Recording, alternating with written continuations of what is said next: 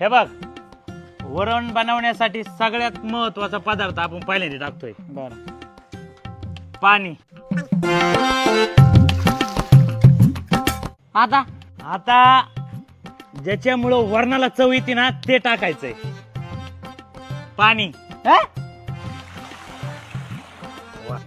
अहो एवढं पाणी. अरे तुला मेस चालवायची का नाही? हा हा चालवायची. आता सगळ्यात महत्वाचा पदार्थ हळद दे फोडून. त्याच्यामुळं वरणाला चव येते माहितीये का, कलर येतो. आता तुला सांगतो सगळ्यात महत्वाचं मीठ दे फोडून. मीठ किती टाकायचं माहितीये का? किती? जेवढी चव असेल तेवढंच. नंतर पोरांनी मीठ बी घेतलं पाहिजे का नाही? आहे का नाही? आता टाकायची सगळ्यात महत्वाचं डाळ. डाळ बनवतो सगळ्यात. किती पोरांसाठी बनवायची?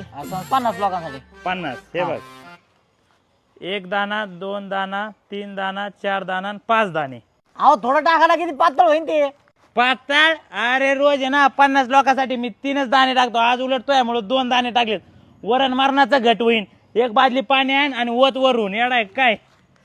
वा, आज वरण एकदम घट होतं. अहो धुवून घ्या ना ते, किती घाण आहे, गंजलंय ते सगळं. अरे चौकशीन वरणाला. येडा आहे काय तू? हे बघ, आयला काय घट वरण झालंय ना.